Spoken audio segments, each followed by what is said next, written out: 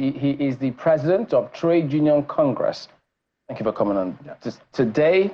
So it's almost as if from the day one, when this government came into being, Labour were already on their toes after that announcement. And so you had to fold your sleeves. And only last week, about this week, this negotiation about the minimum wage has been going back and forth.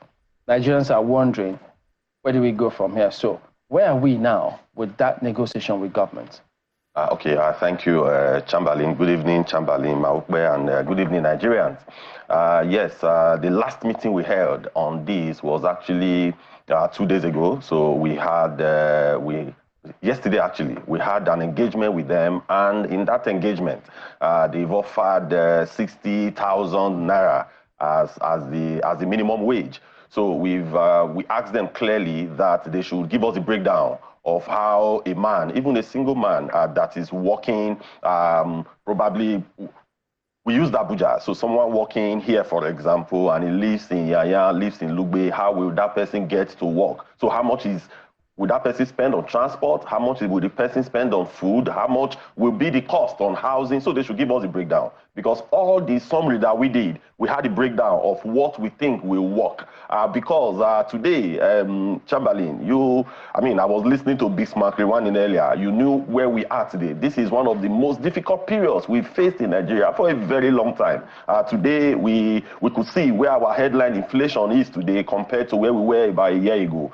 Today, we could see where the food inflation, for example, is. I love the slide when he brought about the food, the cost of foods today. The reality, what is the cost of tomatoes? What is the cost of beans? The cost of rice? So these are all the arguments that we place before government in that meeting. We give them the statistics. This is where we are. We can even go to the market. If you don't believe us, let's go to the market and do these findings. And again, which is much more important, is the value of 60,000 naira. Can you equate the value of 60,000 naira today to what 11,000 naira was in 2011 and to what 30,000 naira was in 2019? Clearly is a no. So for us, that 60,000 naira, we rejected it because 60,000 naira is equivalent to $40. And that is a far cry in where we think we should be regarding minimum wage. So is that 60,000 naira, that's supposed to be what, basic you can give to everything? Everything. So the law that sets minimum wage, if you check the last act of 2019, it said the total money that you earn, so both your allowances, everything will be 60,000 naira. Because during the conversation and during the meeting, federal government did a survey. There was a survey did by the committee, but led by the Minister of Finance. So in that survey, it was clear that some states will not pay minimum wage. And one of those states was actually Anambra State. So when he was confronted, so when they finally came up, they said no, but that both salary and allowances is what you will add. When we went to the act, what the act was really talking about was your total pay in a month. So it is not basic salary, but the full emolument. Is Anambra paying the 30,000 naira now? No, for us, from what the survey did, the findings of the survey, Anambra is one of those states that are not paying minimum wage. But Professor Soludo, the governor of Anambra, disputed that he's paying minimum wage. But from the findings of the data and the survey that was done, it was clearly shown that Anambra State is one of the 5 states or thereabout that are not paying minimum wage as of today. So the conversation then is, there is now that part of, determining what exactly is desirable, what exactly it is that we believe should be sufficient for the least paid worker, but be it in government or the private sector, and the capacity of those who are supposed to pay this money to pay. If today, 30,000 naira, meager as it is, and in spite of increased revenue allocation to the state government, some states are still not making 30,000 naira available to their least paid workers. What is the guarantee that with what Labour is asking, 497,000 naira, that is going to happen? Yes, Maokwe, what we have discovered is this, that the states that are not paying minimum wage, it is not because they cannot afford to pay. Because you have some states, if you look at FAC allocation, look at internal generated revenue. So imagine a state like Anambra, imagine a hub like Onitsha, imagine a hub like Inewi. So these are states that literally, they should be able to pay. So not that they don't have the resources to pay, but it is the willingness to pay. That is actually the challenge. And just what you have said. Okay, look at a time when President Muhammadu Buhari gave some money to states to pay minimum wage, to pay workers that they were owing. A state like Kogi State, they refused to pay. Few other states refuse to pay. So not that they don't have the resources to pay, but it's actually the willpower to do. Maupe, if you look at today, look at FAC allocation, just as you have alluded to, it has gone up. So let's assume a state that could not pay, let's say about 2 years ago, today, the FAC allocation has gone up by close to 100%. At the time, they were sharing about 400 to 500 billion naira per month. But today, they share over 1.2 billion naira, over 1.2 trillion naira per month. Yeah. So if you check that, you could see that percentage increment. So why are they not paying? It's just simply because they are not ready to pay. But on the part of labor, we have resolved that when we arrive at this new minimum wage, any state that refuses to comply to that new minimum wage, we are going to shut them down. And we are very serious about this because they have the ability to pay, just that they don't want to pay. How quickly do you think that, you'll be able to arrive at this? Because if you're still at 497,000, which we all know is quite steep, and it's not just government you're asking to pay this, it's also going to be affecting the private sector. It's going to affect the ability of a lot of people in the private sector to pay. You listen to Mr. Rewane, who says that that could also see people losing their jobs if labor is insistent that will be the minimum wage. How quickly do you think that that should come on board, given that we have been at this since last year? Yeah, we actually started. The committee was inaugurated January 30th, but we have lost a lot of time because we actually said we'll complete this before May 1st. But here we are entering June. But if you remember, when we submitted our charter of demand, it was 615,000. And when I granted interview to your studio, what we said then was that this is a demand. So this is negotiation. As of today, we are in 497,000 naira. Are we going to stay there? That government must pay us 497,000 naira? The answer is a no. The same way, we submitted 615 because when you are negotiating, you must have room to move. You must have headroom to negotiate. We know what we think the right minimum wage should be. And this, like what I have said, Maupe, when 18,000 naira was negotiated in 2011, the value of 18,000 naira as then was about $125. So if you take $125 today, just multiply $125 by 1,500, you're going to see that it's somewhere around 200,000 naira. So what we are looking at is not the volume, but what we are looking at is the value. So 60,000 naira today, giving us $40 is a far cry. A country like Angola that has about 1 million civil servants in Angola, they just moved their minimum wage to $120. And Angola is not even the best case when you talk about minimum wage in Africa. You have Libya, you have Seychelles, you have Morocco, and the like that are paying over $300 as a minimum wage. So for us, all we are pushing is that, we reduced from 497 to 494. But are we going to dwell and stay there? The answer is no. It is a negotiation and a give and take. And you remember, we issue an ultimatum May 1st. And that ultimatum still subsists. That by May 31st, if government refuses to do the needful, then we can no longer guarantee industrial action. And it still subsists from, because again, we had NEC within this period, and the NEC gave us the charging to ensure that we have the new minimum wage by May 31. So that's the needful. You must get to that minimum wage. Not that they say, well, you're close to your possible agreement area. No, we have to agree by May 31st. If we don't agree by May 31st, then from June 1, we can no longer guarantee industrial peace because our members are suffering. Today, Nigerians are suffering. Exactly. Workers are suffering. Exactly. So when I did say that we've been at this since last year, is the fact that the effect of the removal of subsidy had been felt since last year. Absolutely. Immediately, fuel subsidy was taken away. We started to see the prices of petrol and everything else go up. Even now, electricity, has also shot beyond the roof. True. So when you look at how long this has taken, if workers have survived for this long, Shouldn't we get to this very quickly? No, yes, the onus is for government to conclude the conversations and be much more serious. Because you think they are unserious? Yes, they are very, very unserious today. Because putting 60,000 naira on the table for us, it shows some smack of unseriousness.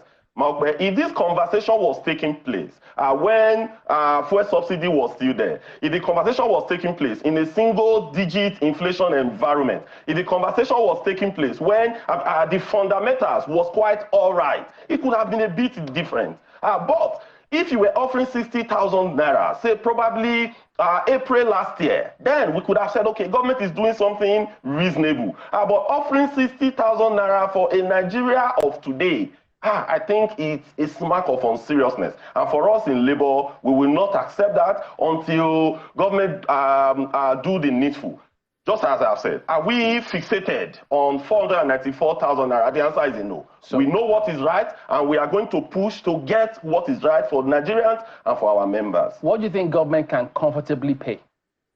It's not in my purview to say what government can comfortably pay, but what is in our purview is what we think we take an average Nigeria home. Like as I have said, we have historical precedents of what the minimum wage has been, both in Naira and dollar equivalent.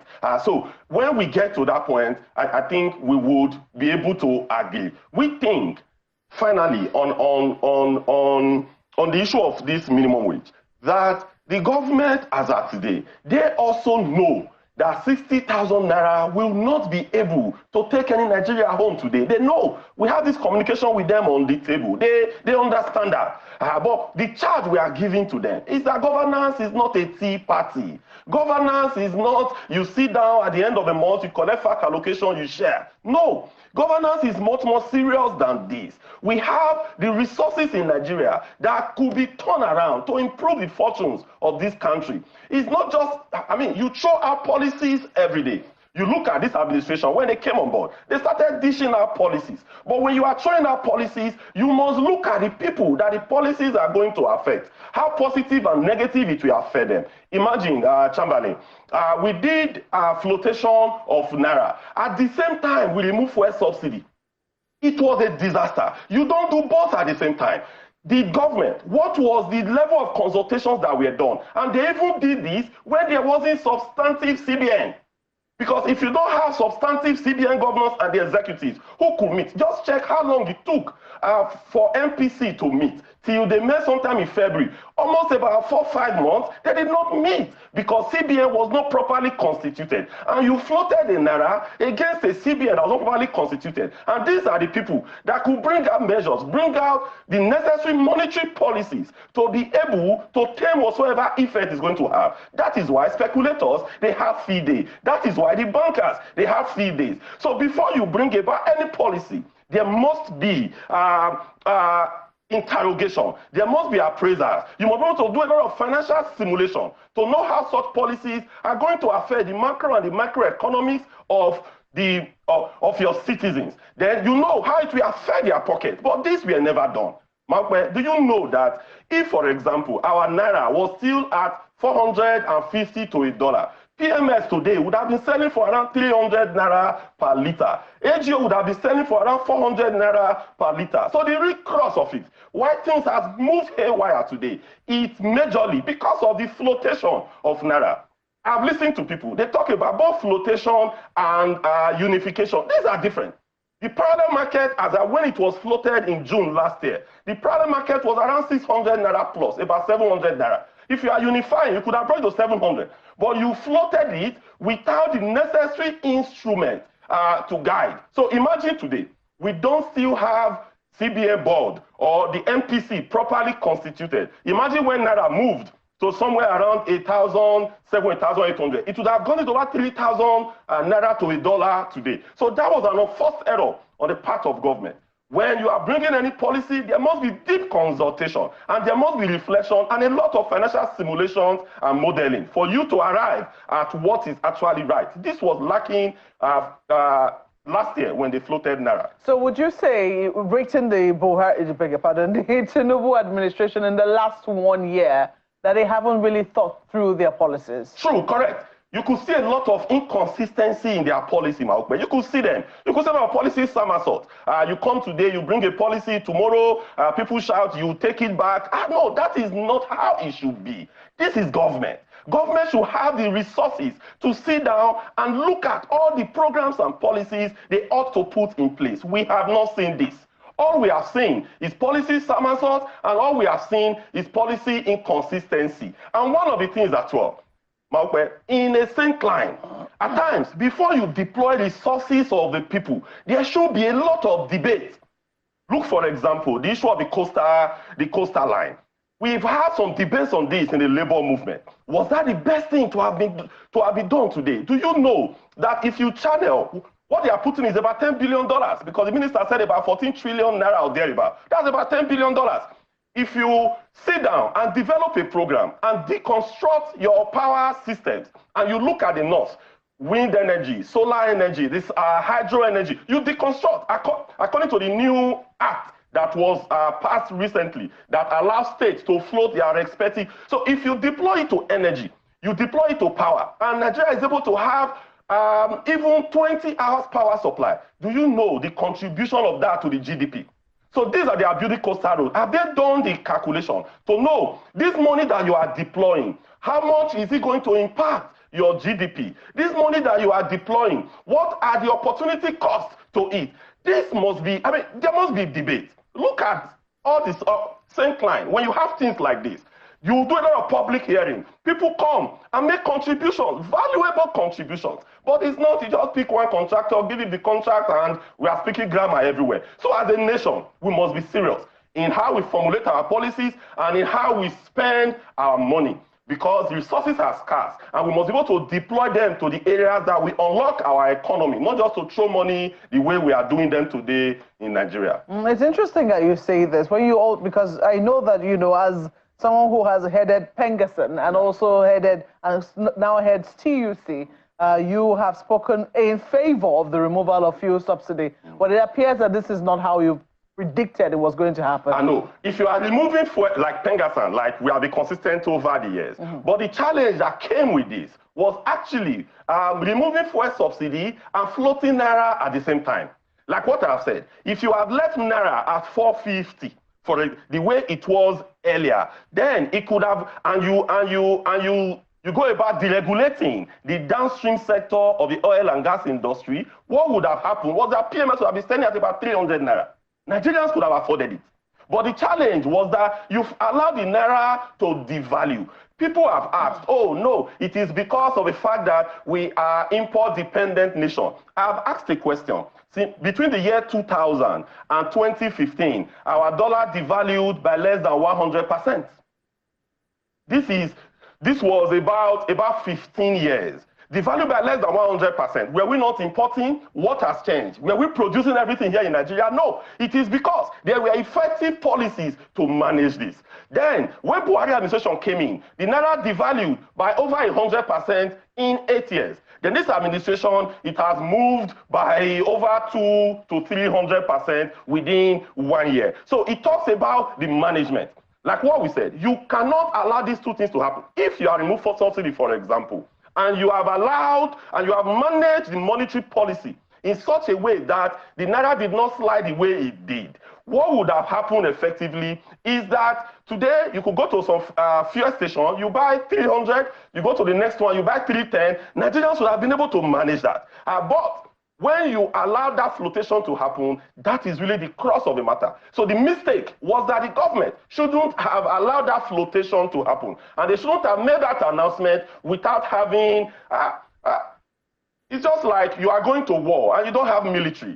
What is going to happen? That was exactly what happened. You were floating naira and there was no CBN board, there was no MP, there was literally nothing. Emefiele was in jail and there was literally nothing. And that was the root of the problem that we are facing today. Well, we will still have 3 years because the first quarter of the Tinubu administration, I don't know why I keep saying Buhari, said that for too long. But, we have another 3 years. Mr. Rawani, who is also an economist, he admits that we're currently bleeding. He says, but next year looks better. I mean, if you take a look at the long-term projection, it does appear that things would improve. Is it an optimism you share? No, Maokwe, I listened to Bismarck Riwani, economic scholar, but a lot of us, we follow this trend as well. So this is the challenge. So next year, you are predicting inflation to be 20%, for example. You know what that is? Currently now, a bag of rice is 80,000 naira. So if you are saying inflation with 20% next year, what you are saying is year on year, right? So we are in May 2023, a bag of rice 80,000 naira. So by May 2024, we are in May 2024. May 2025, a bag of rice would now be 16,000, let's say 20% inflation. It will now be 16,000 naira on top of 80,000 naira. That will give us 96,000 naira. So where we are today is first of all bad. So even when we are looking at next year that inflation will slow down, that inflation is going to be on top of this current reality that we have today. So it is not looking good in any way. I wish to quickly say this. You know, one of the challenges that we have faced, which was also faced in Buhari government, you see, when people that is not in government is trying to tell government the truth, most of those, the ministers and those serving the government, they will quickly come in defense. But do you know that majority of these people, after Buhari left, they started telling us the truth. Why can't we speak truth to those that are in power to make them do exactly what is right? I listened to Minister of Aviation and a lot of them, you know, saying that Nigeria Air was fraud. But you were in the Federal Executive Council meeting that passed Nigeria Air. Why can't we interrogate processes before we allow it to go? We should stop this system of doing rent seeking and just bootlicking political office holders. The ministers, the special advisors, they owe it a duty to always advise those in government, both state, federal and local government. You must advise them and you must tell them the truth. It's not when they leave, you will not start shouting, we could have done this or that. That is not how country develops. We must have statements that we need to tell truth to power. Labour had a list of demands. It wasn't just about the minimum wage at the time. So what happened to all of those other demands? Because you seem fixated, or at least so far, you're talking hugely about the minimum wage. Yes. So those demands as well. At a time, if you remember, by sometime January this year, we issued an ultimatum to government because at then they've implemented just 20% of what was in that demand. Top of it was the wage award. So after issue, as at January, they've only paid, out of 6 months, they've only paid 2 months of wage award. So when we issued that ultimatum, they now quickly paid additional 4 months. So as of today, they are paid till February. But all we've told them is that no, we still have March, April, May is just ending now. So this, we consistently remind them. In the meetings we have, all these are the things we champion and we put forward to them. In that communique, they told us that by November, we're going to have CNG buses. But till today, we've not seen any of them. So all these, if you check a lot of communications and a lot of releases that we have done in the past month, you will see the catalogs of what government has not done. And that is part of the challenge that we always have, which we always put to government. Don't sign agreement. After signing agreement, you go to bed, thinking that the agreement will implement itself. So in that agreement, there are a lot of things there that are some partly implemented and a whole lot of them not implemented at all. Well, over the years, we've seen Labour at least get to this stage, make demands of government about minimum wage. They eventually agree on something, they move on. But we see that several states don't even live up to expectation.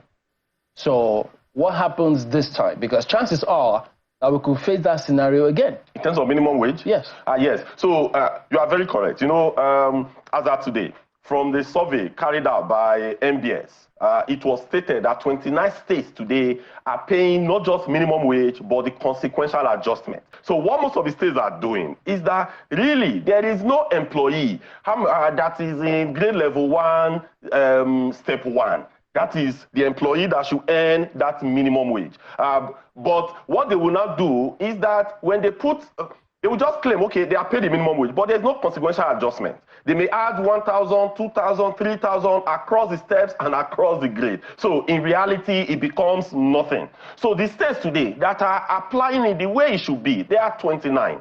Then some states that are paying minimum wage, but not applying the consequential adjustment, there are about 3 or 4 states. Then those that are not paying at all are about 4 or 5 states. If you check most of these states, there have been a lot of strikes. There have been a lot of pushback. Even the 29, there were, initially it was 16. For us to move it from 16 to 29, there was a lot of industrial actions in those states. There were a lot of strike, a lot of call-out, a lot of disruption. So that was what made them to start paying 29. But today, Zamfara just released a statement that they will start paying 30,000 naira. We said, this is a joke. We are talking about a new minimum wage. Now you are not telling us that you start paying 30,000 at the 11th hour. Well, Mr. Osifo, we're rounding off now, and something happened today, something very significant. We now have a new national anthem. We're reversing to the old national anthem, and there's been questions around, what has informed it, etc., etc. But this is the situation. Is Labour also going to be reacting to that? Maupe, I think we should be serious as people and as country. Is national anthem our problem today? Is it because we were not singing the old national anthem that has put Nigeria in the difficulty that we have today? These are not important issues as far as we are concerned. The Nigerian government should be much more serious in how to bring people from multidimensional poverty, on how to reduce inflation, on how to reduce interest rates. These are the real things that affect Nigeria, not national anthem. We should be serious about this. Well, Uncle, at that point, Comrade Festus Osifo is the president of Trade Union Congress. So thank you for coming on. Thank you so much. We're back in just a moment. Stay on with us.